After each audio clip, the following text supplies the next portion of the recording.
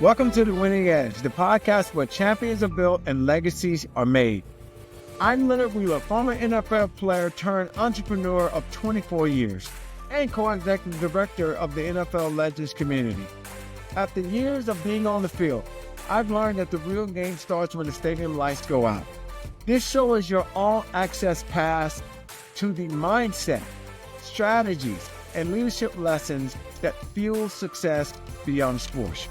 Each week, we will dive into what it truly takes to win in business, leadership, and life. We'll discuss how elite athletes, game-changing entrepreneurs, and industry leaders turn discipline into dominance and setbacks into comebacks. The next play is yours.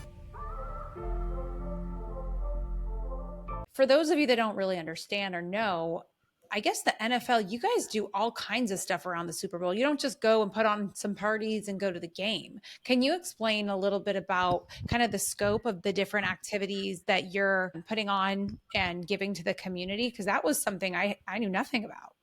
Yeah, so our job is really not to just go there and enjoy a game. Our job is to go there and serve.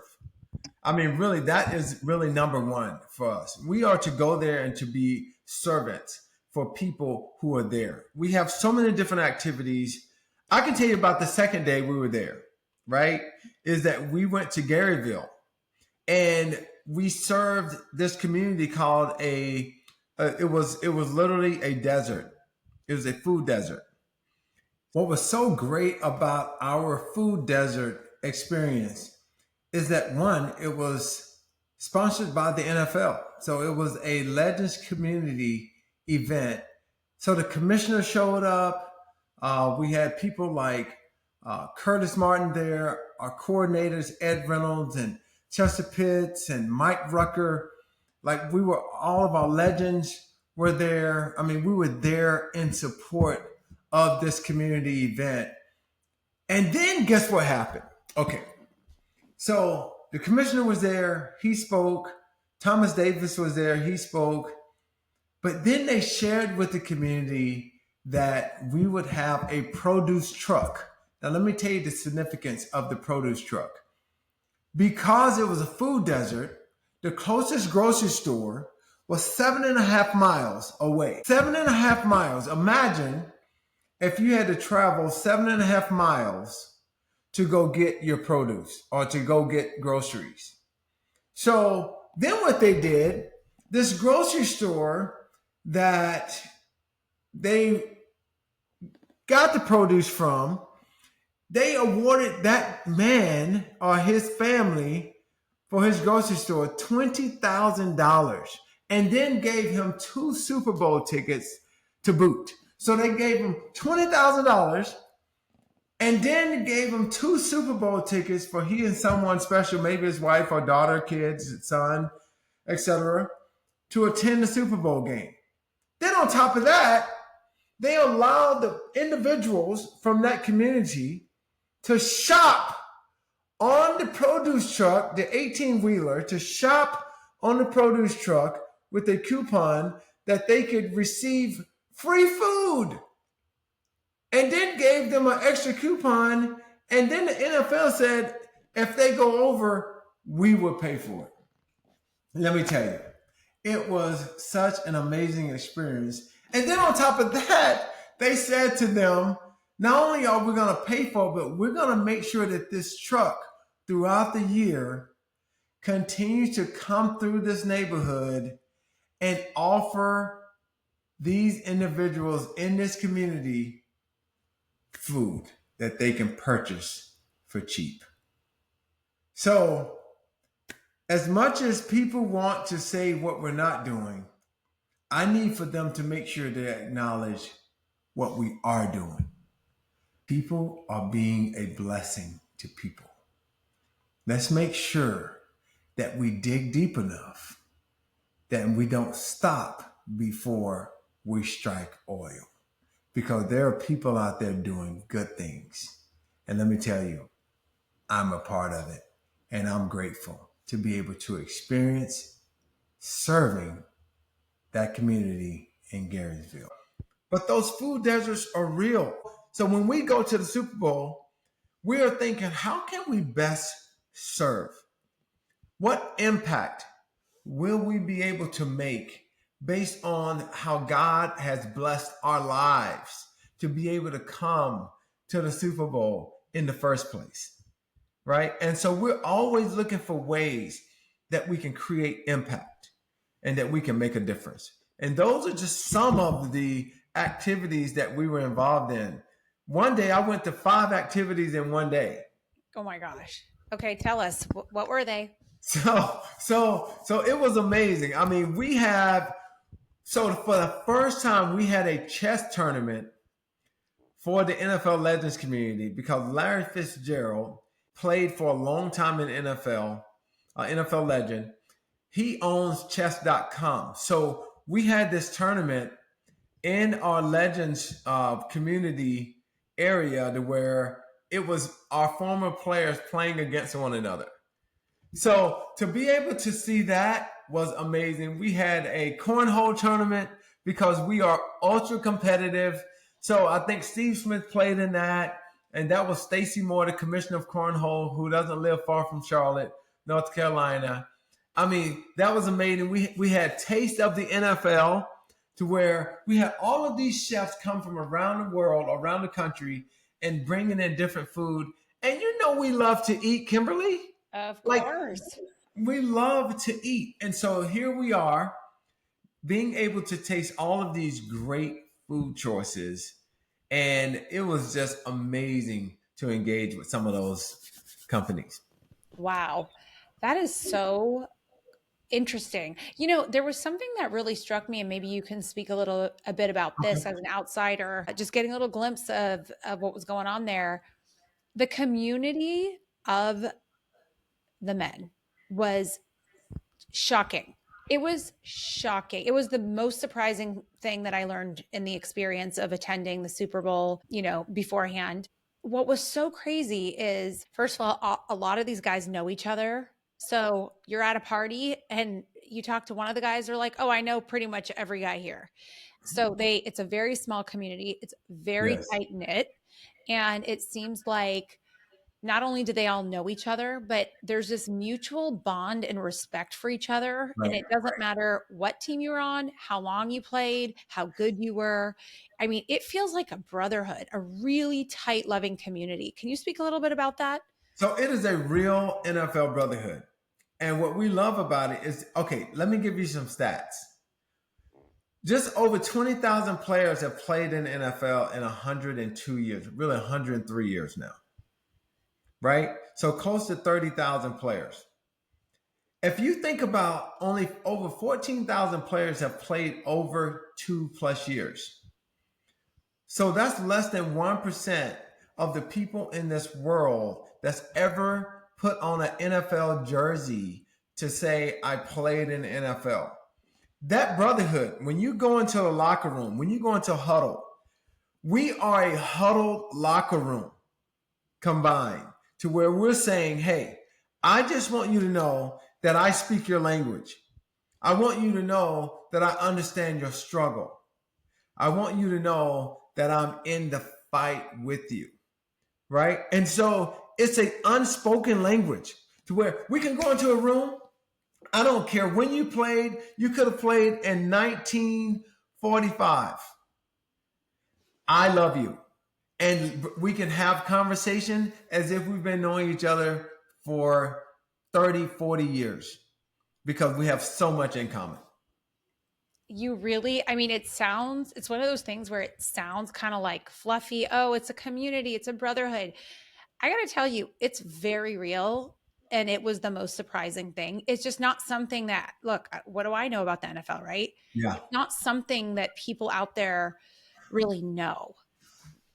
And it's really hard for them to know without hearing the stories from us because we all have similar stories. Even if a player played for a team 40 years ago, we have similar stories about that team. So it is a really scary but real surreal moment when we have it, because when we're on a bus, guys can come on a bus. What's up? How are you doing? Like, you will literally think we grew up together. Literally, that's what it is. You will think that we grew up together, but that's that strong, binded brotherhood that God allowed all of us to be able to share in this experience, and we mold together. It is so interesting to observe it, because you would think that maybe that exists amongst teams, but you realize it transcends the team that you play on. Transcends Everything. teams. It Yeah, does it's transcend teams. incredible.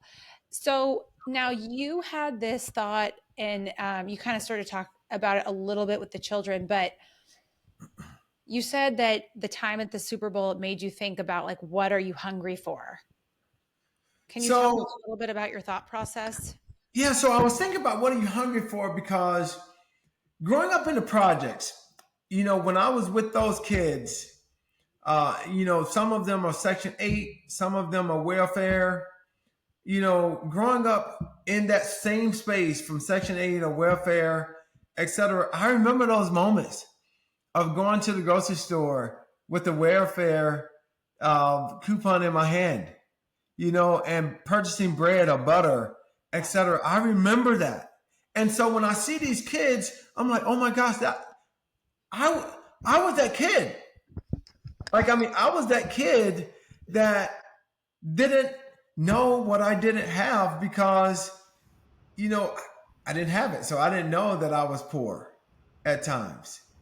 So when I was there with those kids, when I think about what are you hungry for, when you wake up in the morning, what are you pushing towards? God has given us another opportunity to push towards something. When I told my mom when I was 8 years old I was going to play in the NFL, it's because I needed to see something beyond what I was experiencing every day, right? I needed to know that there's something more out there for me. So when I think about people today, when I see people jumping job to job, and I see young people taking parents for granted and acting like they're so entitled to receive something, I'm going, you didn't earn that. Like, stop thinking that you did something miraculous because you took out the garbage. You didn't earn a new car, right? So all of a sudden, when I see these kids acting like they have earned so much, I'm going, stop. Like, that's really what I want to say sometimes, and to say, what are you hungry for that's more than you getting everything that you think you've earned? Like, what are you really hungry for? Even when I see, and I know I might be going off on a tangent right now, and I'm okay with tangents. No, keep going. I'm in it. Keep going. Because, so this morning, I woke up and I was really reflecting on all that I experienced at the Super Bowl, and all the people that I was able to be around at the Super Bowl. You go to Super Bowl parties, you're going to serve people, you're going to serve the children, you're going to serve a food desert area, you're going to serve and work with your brotherhood, you're working with your sisters, you're seeing all of this leadership, and you're going, Lord, I am so grateful. Don't let me become complacent. Like, do not let me become just okay with working a job. And that's really what I ask the people out there today. What are you hungry for? Like, when you go to work, stop complaining if you have a job. Or get another job. But stop complaining about the job that the good Lord is giving you, and stay hungry. Les Brown has this thing where he says, you got to be hungry, right? And one of the reasons he says you got to be hungry is because he's saying if you're not hungry, you're going to become complacent. Mm-hmm. So anyway. Yeah, and I think that is such a defining, important point. And I want to pose the question back to you, because I think a lot of us, especially in adulthood, we're able to kind of get our safe, secure job. Maybe we finally hit what we think is our maximum, but then we kind of get complacent. We get comfortable. Yes. So I guess, how do you stay hungry? when you've had all kinds of successes, how do you keep yourself motivated to move on and try the next thing or go for the next goal? What does that look like for you? First of all, I stay around hungry people. I am not surrounding myself with people that are not hungry. Kimberly Lovett, you're hungry, right? When I talk to my boy Steve Shinbaum, he's hungry. You know, can he not be hungry? Of course. When I'm around people like a Troy Vincent, hungry. When I'm around people like a Tracy Perlman or Mike Rucker, they're hungry. Like, they are hungry people. So I surround myself with hungry people. Number two, I start to remember that the good Lord has given me something that I haven't earned. Right? And I stay hungry for him is number one. I have a family around me. My wife, she stays hungry. My daughter, she's hungry. Our sons, they're hungry. And what we call in the NFL, we say, go hunt. Like, you want to go hunt? Go hunt. Like, we are hunters. And we are steady staying in a place to where we want to go hunt for what we want. It's not going to just come to you. You have to stay hungry. And that is really how I stay hungry. I stay grateful. Scott Turner, who just became Secretary of HUD, guess what? Did he have to run for Secretary of HUD? Did he have to do that? He's hungry. He's hungry for creating a difference. He's hungry for celebrating other people and going into communities and bringing people up out of despair. They're hungry people. Another friend of mine, Rich Campy, hungry. So I can name friends of mine who are staying hungry all day. And those are the people that I'm surrounding myself with. That is one of the biggest secrets to successful people that I see. I see that people see the outcome of the success. They don't realize it comes from grit. It comes from hard work. And the other thing that I think is important, this is where I think people, especially I see this with women, and I'm just being completely transparent, is, and this is something I've worked to overcome and become aware of, is a lot of times I think people surround themselves with their same old group. And when they see somebody else out there that is moving and shaking and doing incredible things, they start getting jealous. Whereas you take it as inspiration. You purposely surround yourself with people, like you just said, hungry. Me, same thing. I always try and level myself up based on who I'm around. And I guess, why do you think you're able to use it as motivation as opposed to envy? Well, I just think about, we have a 27-year-old daughter. And I tell Lindsay all the time, stay in a place of humility. Do not stay in a place of insecurity. When you're insecure, you want what someone else has. Right? When you're insecure, hear me, I'm going to say it one more time. When you're insecure, you're steady focused on what everyone else has and you think you deserve it. It is not yours. So what I do is I stay in a place, one, being grateful. This is the foundation. The Lord is my foundation. When my eyes are not focused on people, but it's focused on Him, it allows me to stay in a place of humility, Kimberly. When I think about my friend Corey Clive, who's very successful to where all he wants to do is serve people. I see him serving people all around the world. They're serving people because their eyes are not on what they think they've earned. We are steady trying to give back the heart that is inside of us to give back to make sure that you are successful. Yes. And Kimberly, that's one more thing when it comes to that. Playing in the NFL, there are people getting drafted all the time to take our place. We have to stay in a place of humility and we have to teach them to play better than we are. That is crazy sauce when you think about that. Who does that? Right? Who does that? Yeah. And I'm sure that puts you in a position of insecurity when you're training your replacement. I mean, I don't know how you deal with that stress, honestly. You have to learn to manage the moments.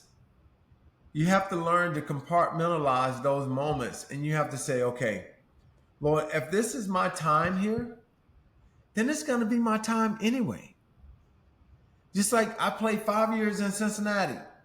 It was time for me to move to Minnesota. When I moved there, I told them I'm going to be here for 1 year. God has already shown me that I'll be here for 1 year. One of the best years of my life playing football. Moved to Charlotte, North Carolina, finished my career with the Carolina Panthers. Like, we have to follow what our missions are. And sometimes those seasons will change. And we have to be adaptable and flexible to receive that. I love that. You know what else I think is important to mention, and this became apparent spending time with you and Roman, is I realize sometimes we're placed in situations. We're not always placed in situations to take. Sometimes we find ourselves in situations where we can add value. Maybe we can use our skill set, whatever the it thing is that you can contribute. And in doing that, it will fill your cup in ways that you didn't expect.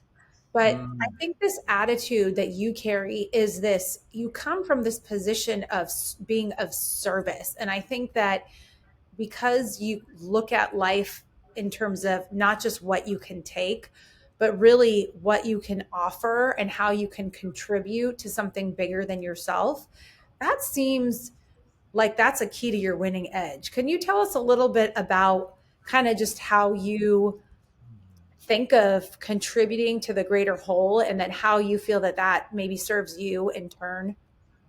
Yeah, and I mean that's a great question and a great segue into, you know, sometimes people get tired of me really talking about my foundation is the Lord. It really is. It's who I am. And when I saw Jesus not just feed people, but when he washed the feet of his disciples, he washed the feet of his disciples. Think about how humble you have to be to say, hey, all of you, take off your shoes. I want to wash your feet. When God puts us in situations, it is not always for us to be in the front. Sometimes he puts us in situations for us to serve in the back and to elevate other people and to help be the wind beneath their wings for them to fly.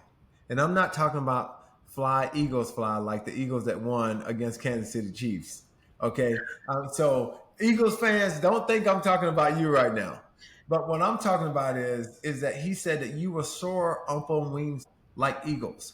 And so being in a place of humility allows you to create a sense of certainty in your own life, to know that purpose is bigger than just your presence.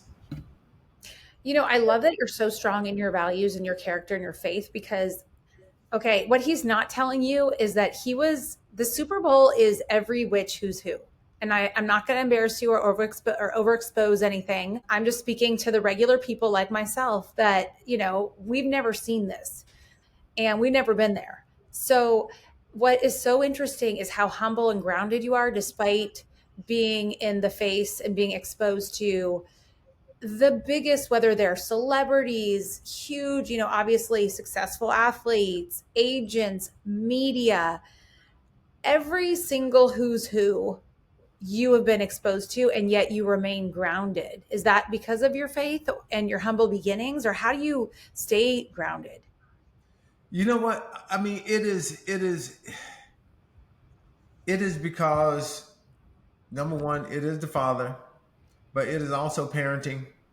It is also the people that I surround myself with, is that they are, I mean, look at you. You have a successful podcast, you have successful podcasters that you continue to lead, and you don't talk about them.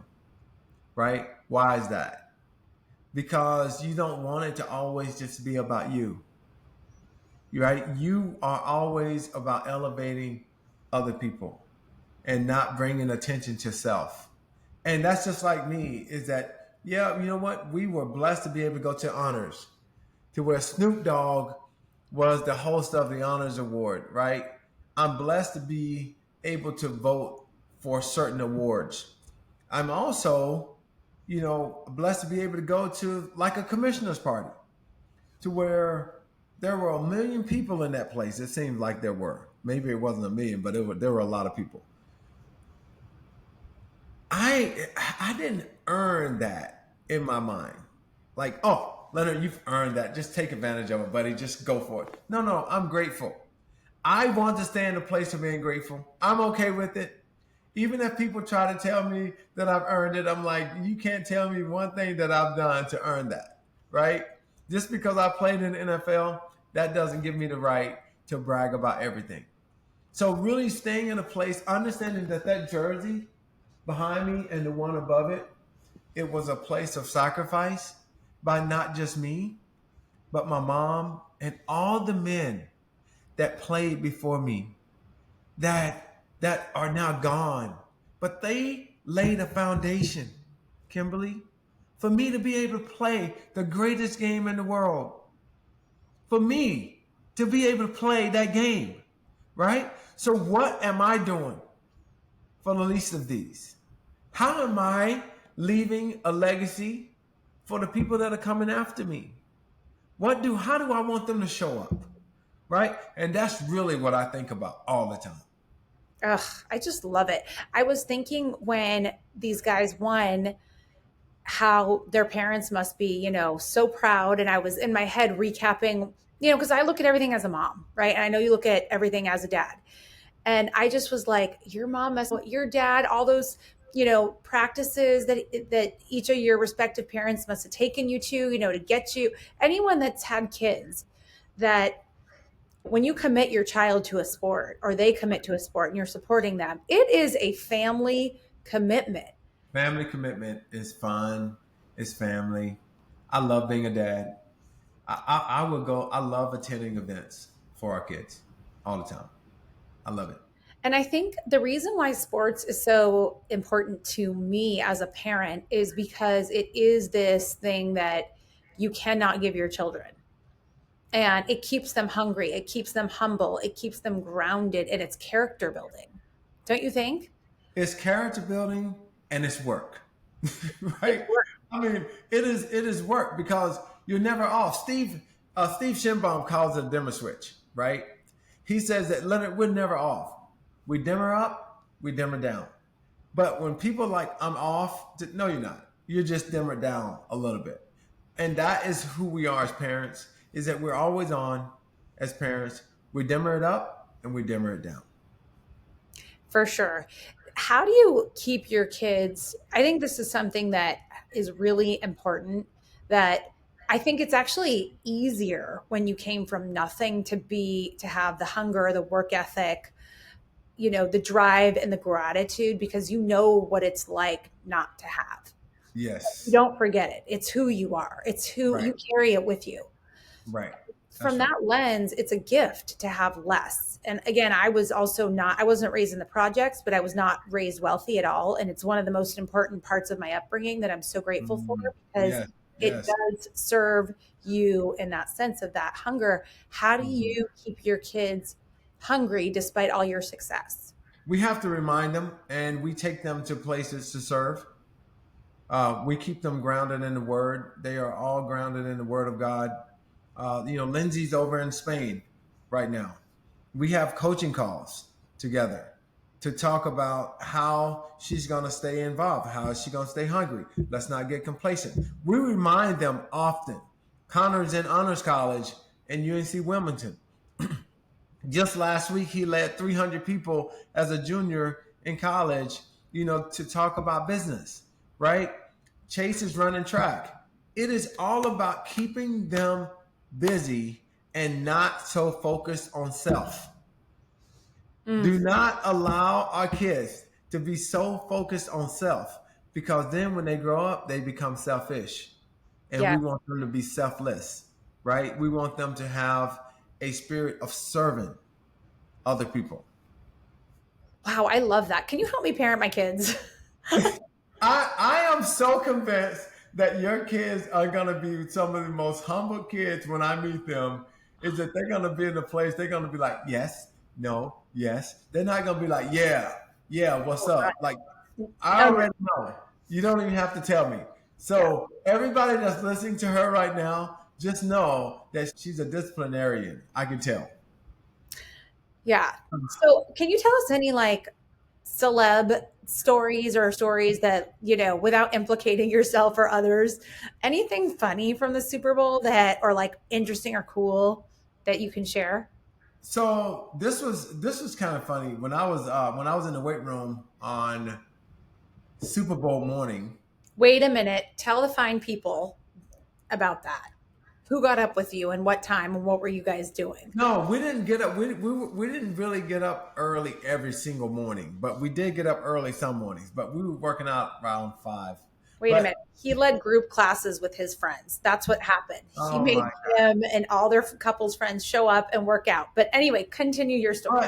but they love working out. Seriously. So the last day I worked out in the weight room, I'm on the treadmill, and you have to remember we are fans of our legends as well, right? Like we are fans of our legends. We are fans of like Mean Joe Green, who we grew up saying, "But mom, it's Mean Joe," right? I mean, we are fans of them.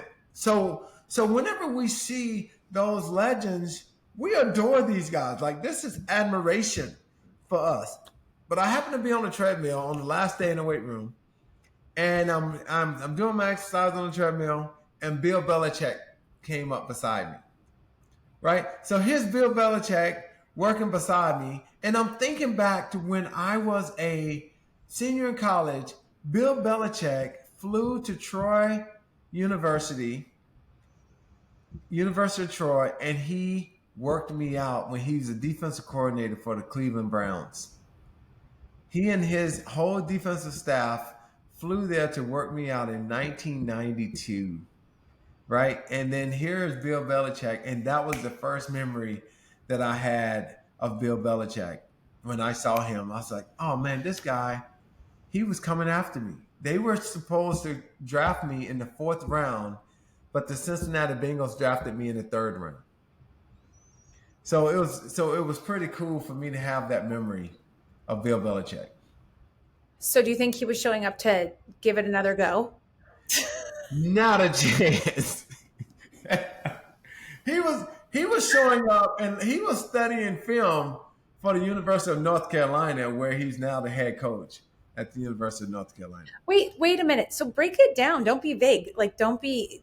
So what happened? He walks up next to you and you're having flashbacks of him making you do like push-ups or whatever you guys do on the field. And then what did you like? What? I was having flashbacks of him when he came to Troy, and I ran for him to try and hopefully that they would draft me Yeah. to the Cleveland Browns. Right. And, And then you like, got snatched up. I literally had that flashback, but then I looked over and to see what he was doing, and he was doing plays, and he was studying plays like he was in the freaking football lab.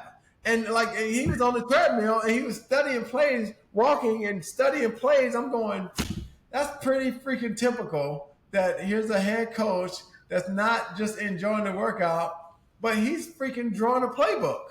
Yep. He was So doing it was absolutely Yeah. but think about it. That's what we're talking about. He's hungry. He's hungry.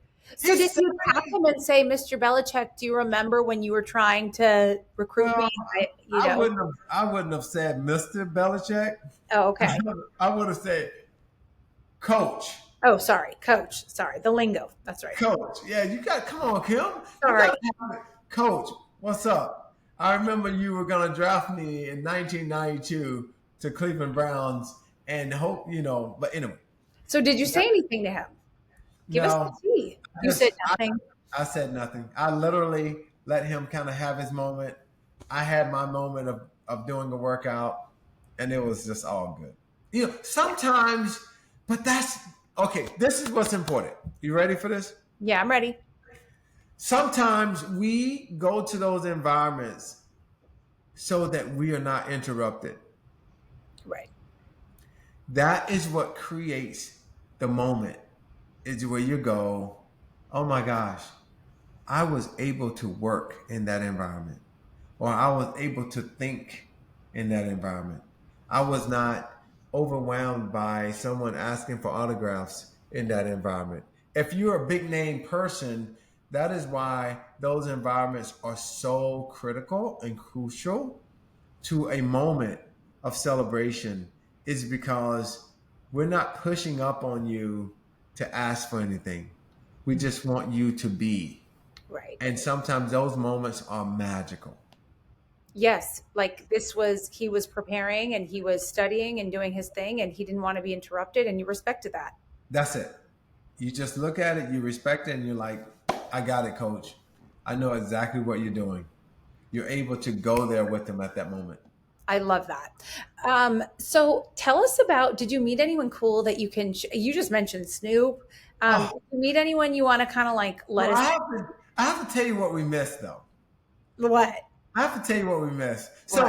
So myself, Kim, Mike Rucker, his wife, we were all out eating dinner on Bourbon Street, just enjoying the moment. It was kind of late at night, and we said, let's just go grab a little late night snack. And we're out there, we're on Bourbon Street, and we're sitting up in this restaurant that's kind of overlooking this piano that is kind of sitting down. And we're like, why do they have that piano in the middle of the street?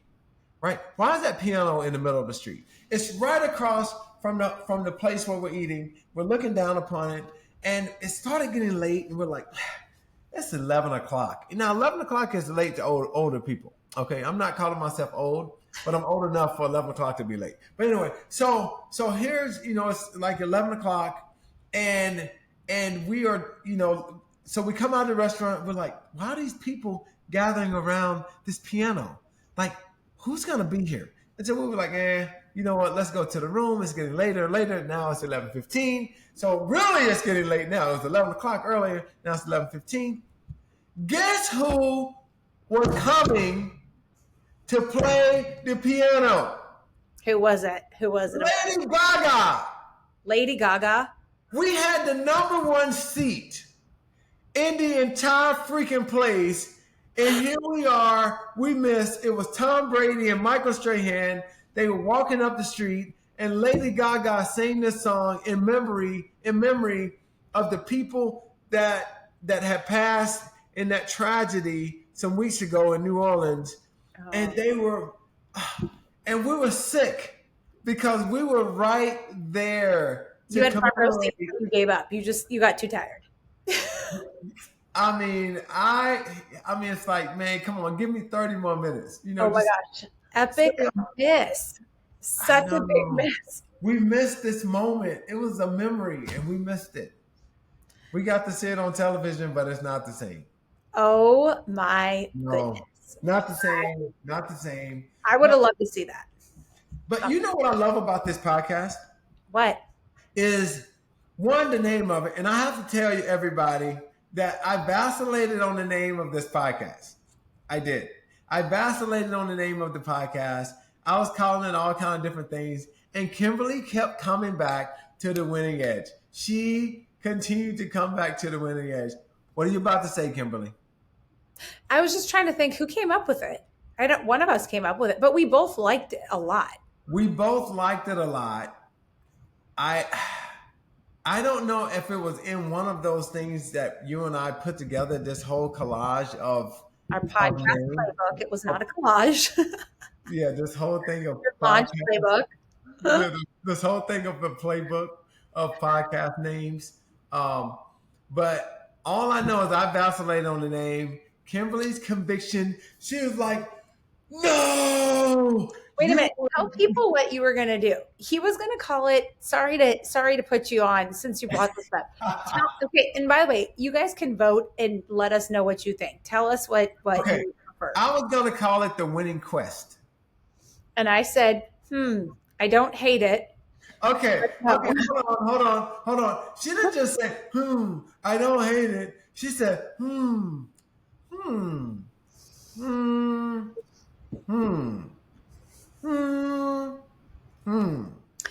It's like this. Okay. So almost saying I don't like it at all. And so then I was like, and so I continued to vacillate just a little bit more, because I thought about the quest. What is the quest? And I thought about the winning edge. And I said, I told my wife, I said, I think the winning edge is kind of growing on me. more and more and more and more and more. It's And voila, here we are. it's more reflective of your spirit. You're like vibrant. You are a vibrant. And I'm edgy. You're edgy. I'm You're very edgy. very, yes, you're very edgy. He always has swagger. The way he, all your friends, by the way, Leonard's not going to tell you this either, but I have to tell you guys, he's known for being like dressing sharp, just like he's got swagger, you know what I'm saying? So Quest is a little like, I feel like I'm going to sit down for tea and like maybe like hang out with a librarian and like learn about some historical quest. Maybe there's like wagons involved, something old school, Wagons. like it just Hey, feels you tell sleepy. me. That's all the way back. Well, I do love swag, and I promote swag. I promote people having swag in their step. Okay, tell us about that. I promote when people show up as if you know you belong there. Don't show up looking like you don't belong somewhere. If you're going to show up, have some swag that when you show up. One of the things I talked to our guys about last week, I said when we were in the locker room, there was sometimes a hierarchy in the locker room. To where you have your leaders, you have your Hall of Famers that you know are going to be Hall of Famers. And sometimes there was a hierarchy there, and it was displayed. Like the hierarchy was real a lot of times in our locker room. And what I tell people today is that you're in a locker room, but you have access just like everyone else. Go get it. Like, go get it. Go get it with some swag. Swag is a mindset. It's a mentality that when you show up, you put on your clothes. I'm a defensive back. So let me educate everybody on defensive backs so that everybody can understand the mentality of a defensive back. Okay, go When on. you think about Deion Sanders says this: if you look good, you play good. If you look good, you play good. If you look good, when you go on the field, you're going to feel that I'm going to play good. It becomes such a mindset separation. So when I go out of the house, I am intentional about how I show up to a restaurant, about how I show up to a meeting, about how I show up with my friends. To where I'm intentional about the shoes I put on, the clothes that I wear, how I do my hair. Oh, hold on. I don't have my hair.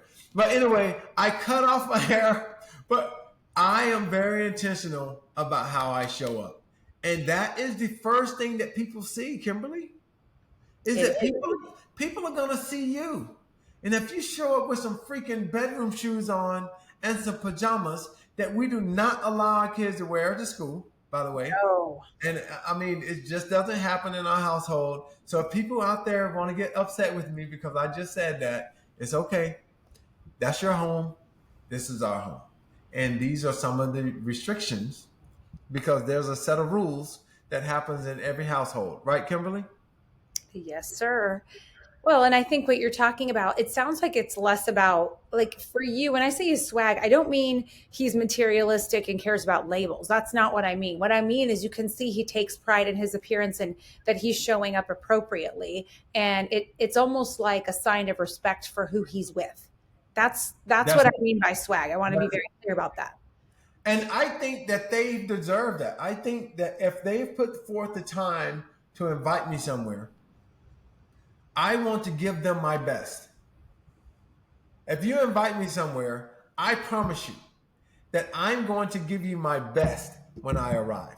That you're going to see that I appreciate you by the way I show up for you. I love that. Because I'm hungry. Because you're hungry. Oh, yes.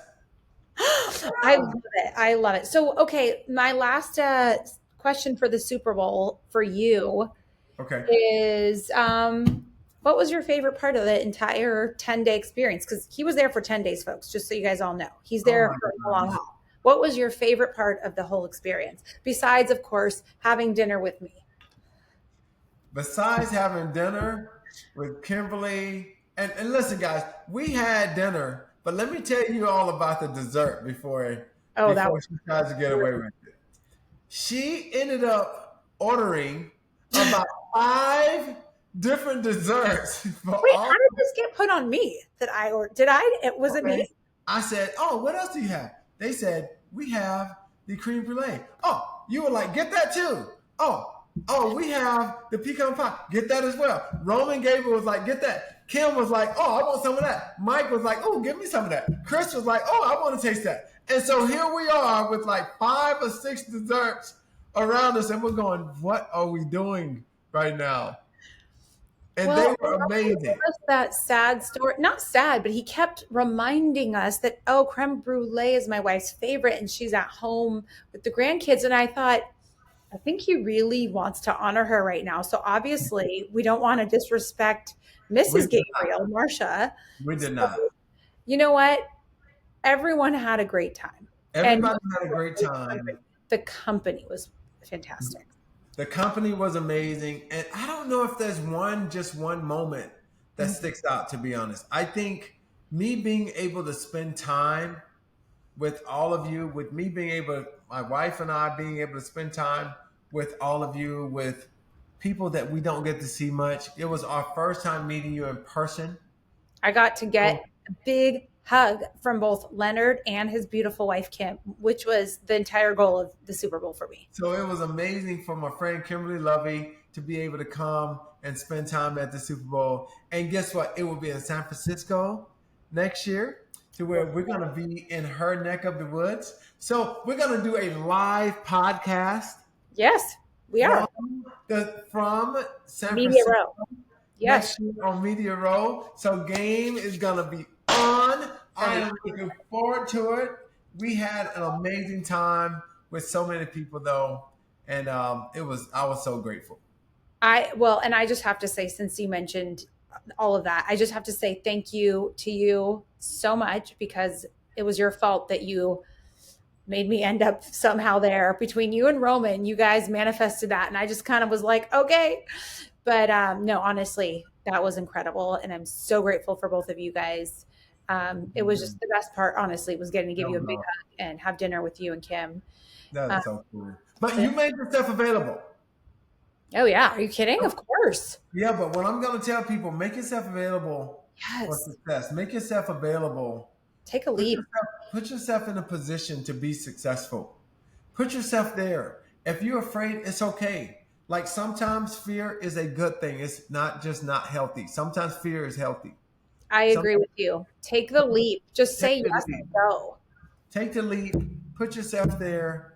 Kimberly made herself available at the last second. She came to the Super Bowl for like 3 days, and she put herself available. She made herself available to be successful. I mean, seriously, you made yourself available, and that is what I'm grateful for. So thank you for being there. Well, obviously, we love each other. Leonard, you're so amazing. Honestly, really, thank you so much. I thank you for letting me join you again today. Congratulations again on your podcast. Let's go! I am so fired up. I cannot wait. I'm so happy, and I'm just filled with joy that we get to talk about different parts of our own lives and other people's lives. And we're going to bring a lot of people onto this podcast, and we're going to change a lot of people's lives. For sure. Love it. All right. With that, we'll see you next week. The Winning Edge. Let's go!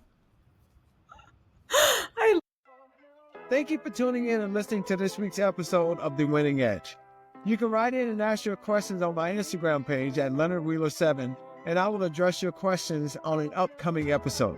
If this episode helped you, I would love for you to share it with your friends, colleagues, and family. Share the episode with those that you feel can benefit from it.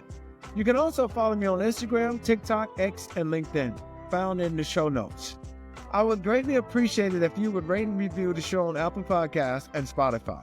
Subscribe now, and let's build your legacy.